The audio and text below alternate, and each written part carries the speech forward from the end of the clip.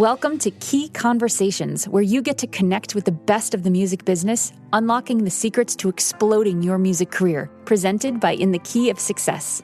I'm your host, Cheryl B. Engelhardt. The conversations you're about to hear are between our special guest and participants of my MX4 course, the Marketing and Branding, Money-Making, Mentorship Mastermind for Musicians. They are singers, songwriters, composers, producers, and artists just like you, asking their burning questions of our experts while transforming their careers over 6 weeks.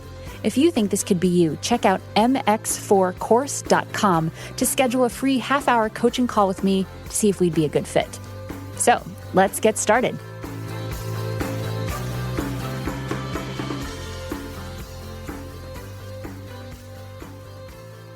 Welcome, Patrick Ermlich of Outlet Music. The Outlet Music, it used to be the Outlet Collective, correct? That's right. And it's and Effective Immediately PR. And Effective Immediately PR, who I have personally worked with on projects, and they are quite effective. Patrick's just going to give us a little overview of what he does. The background between Patrick and I is Patrick was managing a recording studio that I was interning at, and it was basically professional love at first sight. /love at first sight. And that was over 12 years ago. So he was at my wedding. That's Patrick. So yeah, Patrick, give me a little what are you doing now? What's your relationship to artists? What is the companies that you're working with do? The gist. Got it. Okay. So first of all, I started in the music business back in 1999, essentially. I came in New York as an intern at a recording studio, and after about 6 months, I was running. And early in about 2003, I started a production company on the side of running the studio. An old friend of mine was an A&R at Sony, and we hit it off. And a lot of the projects I was working on at the time were major label projects. They were major artists like the Chili Peppers, Run DMC, Norah Jones. You name it. And while it was very cool to be working on those projects, it wasn't overly fulfilling work. And a lot of the label side of things were, it was a classic music business story that I'm sure you've all heard. It was, A&R stealing from their recording budgets, and it was that type of environment that was happening. And me and my friends who worked at Sony really wanted to do something else and be a part of something else. So we started this production company with a little bit of a different philosophy, which was taking care of artists. And that was kind of first and foremost, to really be always fair with them. And, shortly after that, he got fired along with the entire Sony A&R staff on Christmas. And he had enough of the music business at that point and moved on to textiles or whatever he was doing. Shortly thereafter, I met up with my current business partner, whose name's Ishai, who's our CEO. And I actually met him through Craigslist. And I hired him as a bass player for a project I was producing. We, within 20 minutes of meeting each other, we were like brothers. And we hit it off. We started producing records together. I hired him as an in-house producer at the studio. And we just started building things. The first thing we built was a record label, which we didn't really know what we were doing. And I didn't want to have any part of. But I just worked with the labels. And then we just did it, literally from nothing. And then we started taking action consistent with someone who would have a label. So we had artists, and we, started to get distribution and things like that. And then we hired a lot of service-based things in the music business, from PR, digital marketing, radio promotion. Hired all of them many times over, expensively. And then we started to build our own internally for what we were doing with our label. And then shortly after, turned it outward to our community, more cost-effective. And then we made a lot of mistakes along the way and built it and kept refining it and tweaking it. And now we've more than doubled every single year we've been in business. And now we represent 230 artists internationally for all the different things we do. And we are East and West Coast. Just opened our LA office this month, which is exciting. Woo, congrats. And we work with emerging independent artists. We do publicity, we do social media marketing, we do radio promotion, management consulting, special events, you name it. We're all about making a difference for the artists that we represent and really fighting for them like nobody else would, and taking really good care of them. So that's what we're all about. We're a very aggressive company. we're very commitment-based, we're very community-based, we're very active at South by and CMJ, and that's it. I mean, we do a lot of things, but what we do specifically isn't overly unique. Simply how we do it and our internal methods around that and why we do it is what separates us from most other places. Our kind of dedication to getting it right and always looking at what else we can do and what's missing and what we can put in to make it the best company we can. So there's 30 people here on staff in Tribeca and a group of about 6 that's about to start out in LA. That's awesome. So that's us and me. So I've shifted my roles a few times over. I kind of headed up the artist development division of what we did here initially because that's where my skill set was. But so now I'm actually the head of marketing here for the company. So really marketing the company, building strategic partnerships and relationships, talking to all the incoming acts, and making sure that everybody here knows what they're doing and knows how to build what we're doing here. So I'm also in charge of most of the company-based events that we're doing, overseeing that because that is essentially marketing. So enough about me. Now, who are you three? Well, the way we're gonna work here is they're essentially representing their communities. So I'm gonna let them introduce themselves briefly, but first I just want to make sure that I cover with you, Patrick, just a couple of key things. And one of the things that you said already that I heard is you're really, really all about your why. Why are you doing what you're doing and having that drive? You're taking on a million different things as a company and as a person, but underneath all that is the same intention or purpose. And in my courses and in this MX4 course, we call it the statement or your commitment. And that's something that each person has been working on is really getting clear what that is, no matter what it's not about your doing. It's what are you really committed to? And we've got people that are committed to family and inclusiveness. We've got connection. Mine is creativity and expression.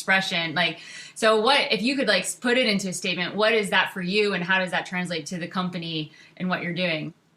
Sure. I totally align with that. For me, I'm very certain, in why I do it. I know I'm here to make a difference for people and be generous with my time, to help them and go above and beyond what is required within what we're doing. And I think that's for me, why I do it is very deep rooted back into, the work that my parents did and being connected to that and their purpose and why they did what they did. And so for me, that's it. For me, it's connecting people and helping them fulfill on what they're after and to give them the motivation and show them the path on how to get there and grow, develop, and consistently show progress. Where I think people really feel the most fulfilled is when things are moving. But in the company, I think it's that to a greater scale. We're definitely here to the company is more of the why is really to discover and to nurture and to make a difference for independent and emerging artists. That's really what we have internally as our culture. Yeah, awesome. I totally get that.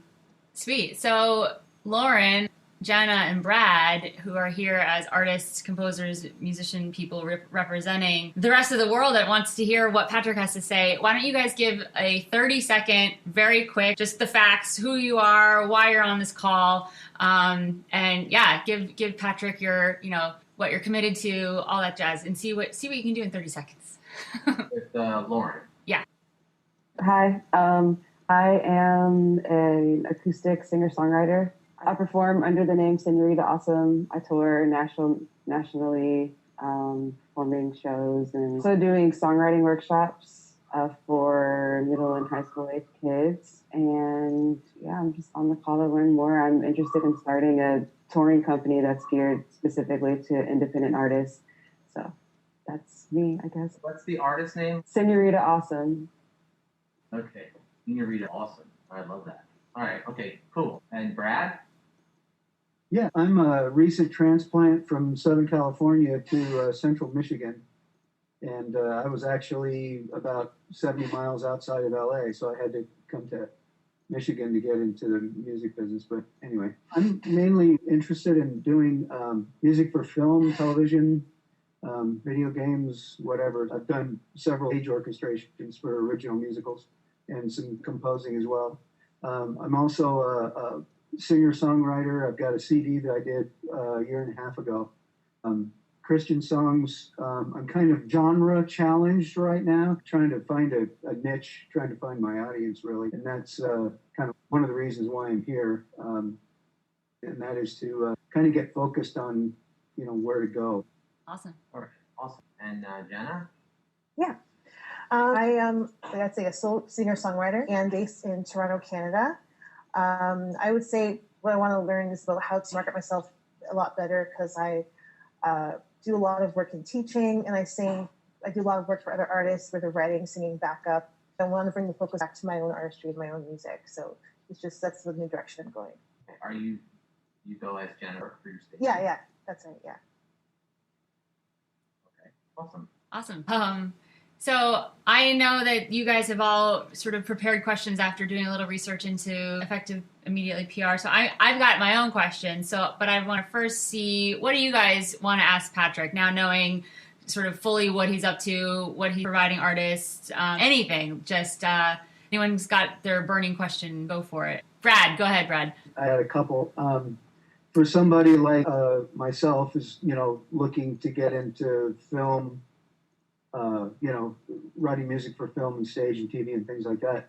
I'm kind of not out in front of an audience, but the other part of my career I want to be, but I mean that's kind of another thing. But just, do you work with those kind of folks? I mean, I don't know how you classify it, whether you're promoting the music or the artist music, or do you get into those kind of relationships? Yeah, I mean, I think they all tie into one another. We built our company here so that there's really an entry point for anybody. We're inclusive by nature. I would say that there's maybe room for you would probably be on the consulting side first.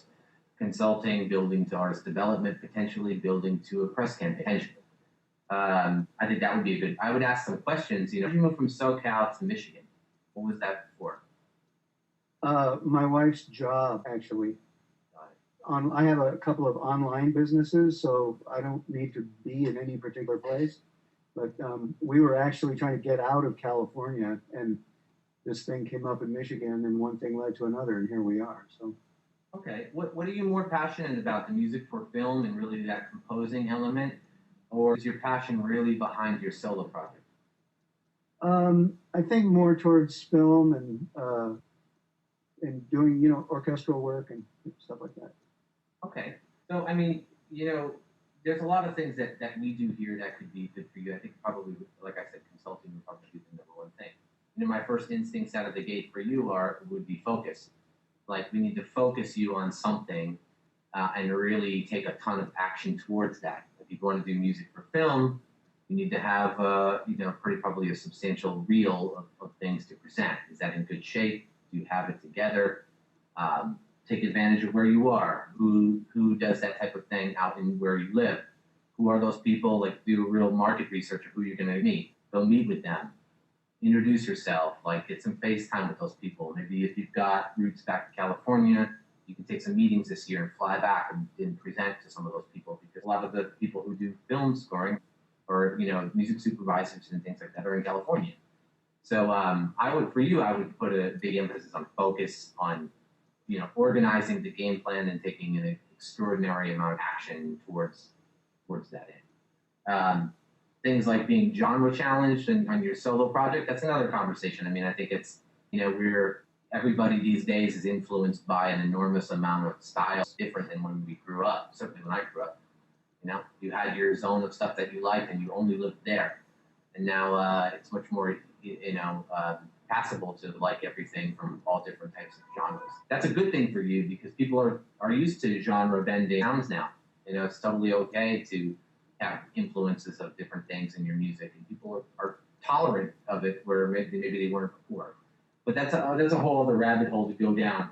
I think back to your original question is, do we work with people like you? Absolutely.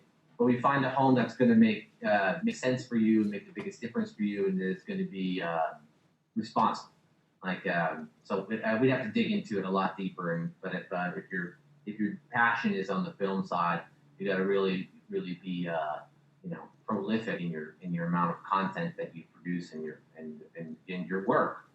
And then there's no substitute for knocking down doors and meeting people and introducing yourself. And I mean, to build my businesses and And, with Ishai, we heard no a lot. And ran up against an enormous amount of circumstance that would stop a lot of people from doing what we're doing here. And I think that's why what Cheryl's really trying to drive into all of you is that the why behind it and that driving force of what you're most passionate about is what's ultimately going to crack you through the walls you run up against. And there are many, and they're always going to come more and more and more and more. So you have to be stubborn in your commitment to crack through it.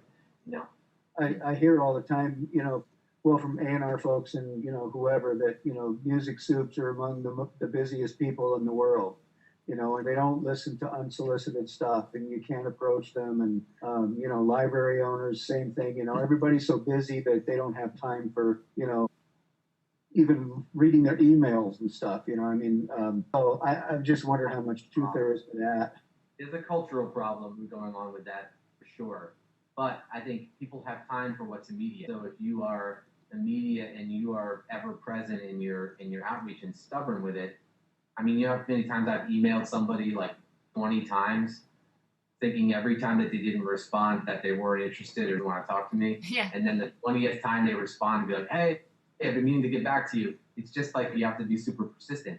But I learned from a friend once that so much of business is showing up, and there's something to be said for that too. If you got roots in California that you could go back to, and that was economical for you to do, getting one of these people on the phone and be like, I'd love to link up with you, and they're like, yeah, sure, shoot me an email, we'll get together sometime, and you go like, I'll be there next week, and just go, extreme kind of action like that, and that gesture would say a lot, I think. Yeah. People have time for people like that. Totally. How many emails did I send you about this being on this? That's a good example. The first time I think you texted me first. I couldn't get back to it, and I love Cheryl. I do anything for Cheryl, and then she sent me an email. I saw it. I'm like, oh, that looks interesting. And then 50 other emails came in a second later. And then she hit me again with the same email. She didn't write anything different. She just sent me again, like it was just a forward of the same email, but it hit me in a moment where I had a second. And I was like, oh, I need to respond to that. That's right, So. And I get that. I had nothing around that. It wasn't like, oh, Patrick doesn't like me anymore. Like, I'm just like, I know what this guy's life looks like, so I'm just going to do my thing. He can be like, can you stop? People can say, stop. You're annoying me. And I know that Patrick would. So I'm like, I'll just catch you when I catch you. Like, I have a process to try to eliminate having to have someone do that for me to get through to me. But sometimes it just takes that. If I'm in meetings for 5 hours straight, I'm going to miss 100 emails. Yeah. And I'm the same way with other people. It's like, it never stops. And like, there's people that Patrick's doing that with. So anyway, but awesome questions, Brad. Thanks so much. Jenna, what you got? I guess my biggest question is just on social media. And I want to know how much more is it required, I guess. So I have a friend who's also an artist, and they're not even focusing on creating an album, just working on their social media presence. Do you think that's a good way to get started or to move ahead? I think there's some information missing that question. I think okay, sure. Maybe a little bit too vague. Social media is obviously important. So yeah. I guess Facebook and Instagram. That's what he focuses on. I wouldn't say it's either doing that or doing a record. I think it's to build social media up, you need some sort of content. So releasing something and having something available there to build it with, you're going to want to point people to something to engage them.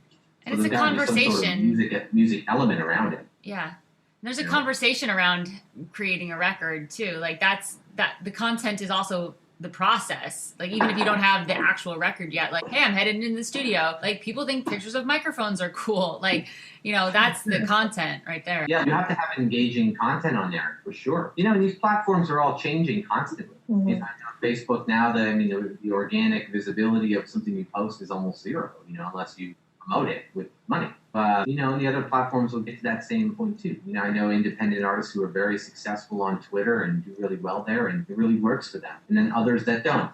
And then I think it's important to be in the game. I hear a lot of artist complaints about social media, like, I don't get it, I don't want to do it, seems like a waste of time.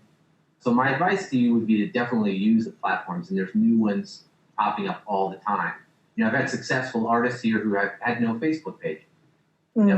Really well on Instagram and Twitter, vice versa. No Twitter, but do really well on Facebook, or Instagram is their platform, or Vine is their platform. A lot of labels are looking at Vine numbers and things like that. And now there's Meerkat, and there's all these other things. So it's an evolving set of platforms, but you got to play the game. You got to be involved in some capacity. This is to make it work for your life, your workflow and your lifestyle, but also play. You got to play along. It's important to focus on social media, but I don't think it's ever one or the other. Something I've learned in this business is that it's like everything in all directions all the time, type of thing. But it's it's the reality of it. You got to play along. Okay. Like, definitely focus there, but don't make it instead of doing something else. Right. Music is why you do all this. This is why all of us are on this go-to meeting right now. We're all into music, and we all love making it and being a part of it. So don't forget that that's at the core. So if you leave that aside for social media, then you're just a social media marketer. You're a musician. Right. Stay tied to that. Awesome. Thanks, Patrick. Lauren, your question. Okay. Well, my question is kind of more geared to like the paperwork side of booking.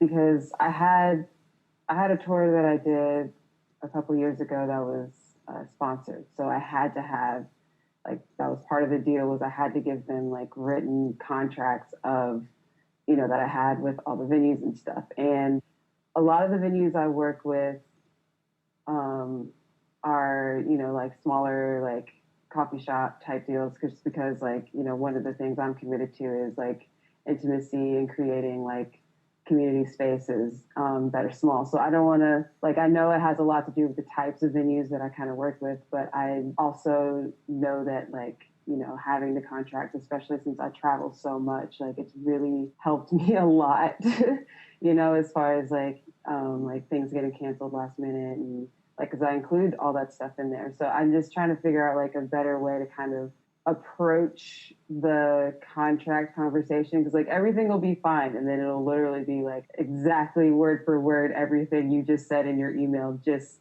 in a separate document with a line on it for you to sign, and it's like end of conversation until the show, and I don't really know how to kind of. Okay, so what are you currently doing to solve that problem? I mean, I've just been like going to other venues, just because I haven't really had time to kind of like, really pursue, or like, I mean, there's a lot of shows I do where people ask me, to do a show, and, they may not have any kind of framework for that on paper. So, I mean, I've just been trying to just work with venues or directly with promotion companies in different cities that have like their own separate kind of agreement with the promotion company itself. And then, they do whatever their agreement is with the venue, and I don't even have to deal with it. But I mean, a lot of times I do have to deal with the venue. And that's kind of like the direction I'm kind of going, is dealing with venues. So you're looking for a solution for you getting stonewalled by a certain amount of venues, because when you bring out a legally binding document, they're disappearing on you. Yeah, or like they, if they don't really respond as, quickly as I need to, kind of to resolve that and have that final confirmation in place. Because I mean, now I have to prove that I have these tour dates now for sponsorship purposes. So it's like, okay, it makes it hard. From the outside looking in, I'd say two ideas. Maybe you start the conversation there rather than waiting for the last minute. Yeah. Making the last thing you do. You start it up front. You talk about that. So there's time as you get through the process that they already know it's coming, rather than kind of like, oh, by the way, here's a contract. Even though it's everything they just said, it becomes some sort of, you've created some sort of weird context by sliding in at the last second. So maybe putting it in the front end of the conversation. I think, Cheryl is well versed in enrollment conversation, and I think that maybe what's missing is that they don't see the opportunity for them to sign it. Maybe you need to flip the experience of what it is you're giving to them, as it protects them. It protects them from the artist blanking out and all of this kind of stuff. And maybe you need to enroll them in the fact that in order for you to get the sponsorship of this tour, that needs to be signed off on. If they don't know that, they just, I don't know, maybe there's something else around it. They understand that this is good for them. This is how you do business. If you're going to start your own business, start your own touring company, it's business. And that is just done with business. Everybody that comes on here has an agreement with me and with our company. They know what we're going to do, when we're going to start, how much it's going to cost, when we're going to bill, what the expectations are around that. And everybody signs the same thing. So everybody that works with your touring company, Senorita Awesome Touring or whatever it is, that's how you do business. And then the way that you present yourself in these conversations is going to be what makes it easy or awkward. You know what I mean? Mm-hmm. You have to come with very kind of, you have to know what you're talking about and know why you're doing this agreement. And this is not a weird thing. But maybe they just don't know. Maybe these bookers they just work for that particular venue and they don't want to put their name on a document that they just work there, Yeah. So make sure you're talking to the right person and come strong with it and start it early on. You could say, like, when you call a new venue and you're laying out for them what you're going to do, say, this is just my process. I'll talk to you guys about the show and how the process is going to work. We do tour sponsorships here, so it's going to require a sign off from your venue on the terms we discussed. Is that okay with you? And just set the terms early on so that they're like, yeah, okay, it's business. That's it, And just make sure that this document protects them as well, Involved is protected by everybody being on the same page and really agreeing to it, And if a venue won't follow that or doesn't want to play ball with that, then go somewhere else. Yeah. Make sense? Yeah. Maybe you just have to flip where you put it in a conversation. I think that's you're kind of waiting to the last minute, Mm-hmm. It's almost like it would almost be like us doing this whole conversation, and then at 2:59, I go, you know what? I'm going to send each of you a digital file right now for you to sign. That anything that I told you has to remain between us. You know what I mean? The timing of it would be a little bit weird, even or something like that. So just put it early on. Send it early. And pretty soon, if you have your own touring company, you might be able to do some blanket deals with venues. You start to build relationships with them, and then it will get easier. It won't be like a cold call thing or a out of the blue thing, I think. And then you're also going to just be practicing having these conversations and, taking it from the artist, heart on sleeve songwriter thing and putting the business hat on, which is, I know, something that all of us are dealing with. Okay, wait, I want to be vulnerable and be honest in my music, but then I have to like take all the emotions out of just like, this is just business and not take it personally. Like when Patrick doesn't call me back, I'm like, but he's like one of my best friends. Oh yeah, no, this is the business hat. Like you have to do that all the time. And I think that it's a muscle. It takes practice. And it takes sort of like what Patrick said, getting that context of like, this is an opportunity for them. Like it's awesome for venues to have a sponsored event at their venue. Like if the sponsor likes the venue, then they could have a relation. Like there's all sorts of things that are possible. So I think what Patrick said is, really, really powerful. So that builds credibility around what you're calling for. What you're setting up with them. It's a credible thing. It's a sponsored thing. Mm-hmm. Right? So you need to highlight that. And Cheryl's right. You do this once, you build this network for your touring company. Doing it again is going to be business as usual, So they're going to expect it. You just have to nail it first time. Nice job. Awesome question. All right, we're going to stop there today. Stay tuned. Next week, we will continue talking with Patrick about all things record related and your artist career. Please don't forget to rate and comment on iTunes and Stitcher Radio if you like this podcast. It's the best way to keep it going, get more subscribers, and continue to share this awesome information with the indie music community.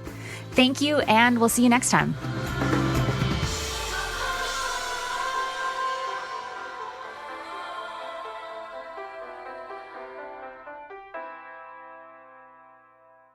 All of the music on this podcast has been created by yours truly. The theme song is called Inevitably, written with Cameron Ernst and produced by Joey Ock. You can find all the songs, plus more information on my music career at CherylBE.com.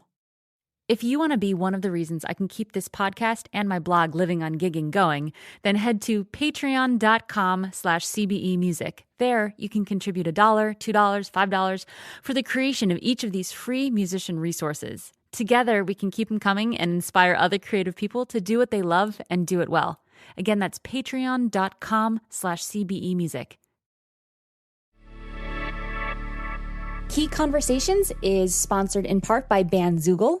They make it easy to build a beautiful website for your music. Their step-by-step system gets you online in minutes, and you can choose from hundreds of mobile-friendly themes and customize them with their easy point-and-click editor. All the features you could possibly imagine for a professional website are built in. So, because you are a Key Conversations podcast listener, you get a special 3-month free trial just for you. Go to www.inthekeyofsuccess.com/resources and click on the Bandzoogle logo to access your free extended trial.